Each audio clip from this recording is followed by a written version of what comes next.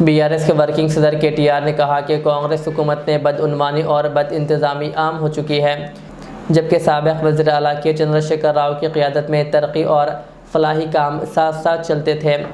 तेलंगाना भवन में हल्के असम्बली अलमपुर के नवमुंतखब बीआरएस काउंसलर्स की तहनीती तकरीब से खिताब करते हुए केटीआर ने कहा कि अलमपुर, आइजा, गदवाल और वादेपल्ली में बीआरएस पार्टी की कारकर्दगी अवामी एतमाद का सबूत है।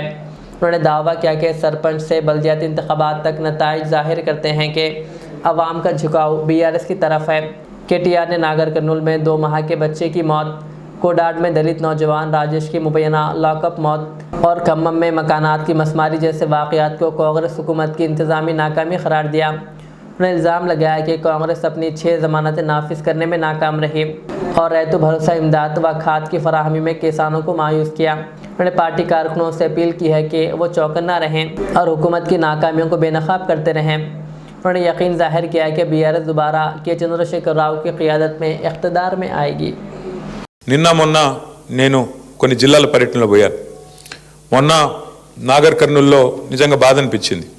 ఒక 2 నెలల పాపని అమ్మాయిని మరి అక్కడ ఉండే కాంగ్రెస్ నాయకులు వారి అహంకారంతో ఒక చిన్న పాప 2 నెలల పాప వాళ్ళ తల్లిదండ్రులు కాంగ్రెస్ వాళ్ళు మిమ్మల్ని 2 ఏళ్ళు ఇబ్బంది పెడతారు. ముందే చెప్తున్నాను నేను. అలంపూర్, ఐజా వాళ్ళు కౌన్సిలర్లు మీరు గుర్తుపెట్టుకోండి, 2 ఏళ్ళు ఇబ్బంది ఉంటుంది. కానీ సినిమాల్లో కదా లాస్ట్ హీరో వచ్చినట్టు మళ్ళీ కేసీఆర్ గారు 2 ఏళ్లలో వచ్చేస్తాడు. లేక 3 ఏళ్ళు మళ్ళీ మీరు లాస్ట్ టర్మ్ మాత్రం last part of your term అంటే చివరి దశ 3 ఏళ్ళు మాత్రం బాగుంటుంది. ఇంటర్వెల్కి ముందంతా వాళ్ళు, ఇంటర్వెల్ తర్వాత మనం, ఇంటర్వెల్ తర్వాత అంతా మళ్ళీ మన స్టోరీ స్టార్ట్ అవుతుంది. ఇంటర్వెల్ దాకా ఏముంటాయి, కష్టాలు ఉంటాయి కదా, అవి కొన్ని ఉంటాయి. ఇంకా మీకు ఫోన్లు వస్తాయి, ఇంకా అవును వచ్చేయండి మీరు వచ్చేయండి కాంగ్రెస్లోకి, ఏం చేస్తారు మీరు ఆడుండి, అభివృద్ధి చేస్తాం, గడిది గుడ్డు చేస్తామని చెప్తారు. అభివృద్ధి లేదు, ఏమీ లేదు. వాళ్ళు దోచుకోవడానికి పుట్టినారు. చూస్తున్నారు కదా మీ సంపత్ కుమార్ గారు ఎంత గొప్పోడంటే ఆఖరికి ఆడ స్థానికంగా ఉండే కాంట్రాక్టర్ ఎవడు రోడ్డు పని చేస్తున్నాడు. ఆయన పోయి కాంట్రాక్టర్ అధికార పార్టీ నాయకుడి మీద, all India Congress committee secretary మీద ఆయన పోయి కంప్లైంట్ ఇచ్చినాడు, పోలీస్ కంప్లైంట్. 8 కోట్లు అడుగుతున్నాడు, యాడికెళ్ళి పని చేయాలి, నేను ఇంకా ఉన్నాయంతా వీళ్ళు ఉడుచుకొని పోతే మేమేం పని చేసేది, యాడికెళ్ళి చేస్తామని చెప్పి మీ స్థానిక కాంగ్రెస్ నాయకుడు, మాజీ ఎమ్మెల్యే మీద కాంట్రాక్టర్లే బాహాటంగా దోపిడీ చేస్తున్నారు కాంగ్రెస్ వాళ్ళు. మరి మాజీ ఎమ్మెల్యేనే ఇంత దోసుకుంటుంటే ఇంకా రేవంత్ రెడ్డి గారు ఎంత దోసుకుంటుండాలో మీకు తెలుసు.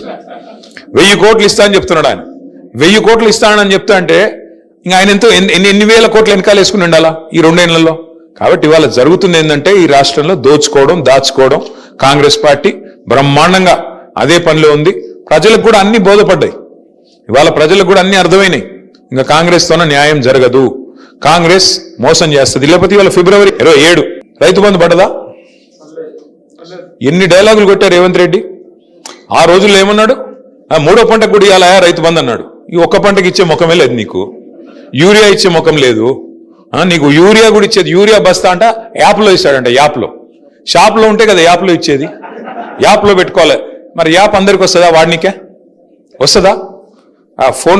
ఫోన్లో ఉంటుందా? ఫోన్ వాడే తెలివి ఉంటుందా అందరికి, రైతులకి? అంటే ఎంత తెలివి తక్కువ ప్రభుత్వం అంటే వాళ్ళు లైన్లు కనపడకుండా దాచుకోనికే యూరియా దుకాణాల ముందు మళ్ళీ లైన్లు కడుతున్నారు. కాబట్టి ఆనాటి రోజులు తెస్తానని డైలాగులు కొట్టినాడు కాబట్టి ఆనాటి రోజులు మళ్ళీ వచ్చినాయి. కాబట్టి అందుకనే భయంతోన ఈరోజు ఈ రకమైన పద్ధతులు. ఎన్ని రోజులు దాస్తావు, ఎన్ని రోజులు దాక్కుంటావు పోలీసుల వెనకాల, ఎన్ని రోజులు దాక్కుంటావు యాప్ల వెనకాల?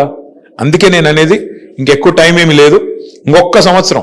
ఆ తర్వాత ఎట్లాగో లాస్ట్ ఇయర్ ఎలక్షనే, ఇంకొక సంవత్సరం మనకు కష్టం ఉంటుంది. ఈ ఒక్క సంవత్సరం గట్టిగా ఎదుర్కొందాం. నడిగడ్డలో నాయకులు ఉన్నారు, మీకు ఇబ్బంది ఏమీ లేదు. తప్పకుండా కొడితే ఈసారి దిమ్మ తిరిగి మైండ్ బ్లాంక్ అయ్యేటట్టు కొట్టాలా. మళ్ళీ కేసీఆర్ సార్ ముఖ్యమంత్రి కావాలా.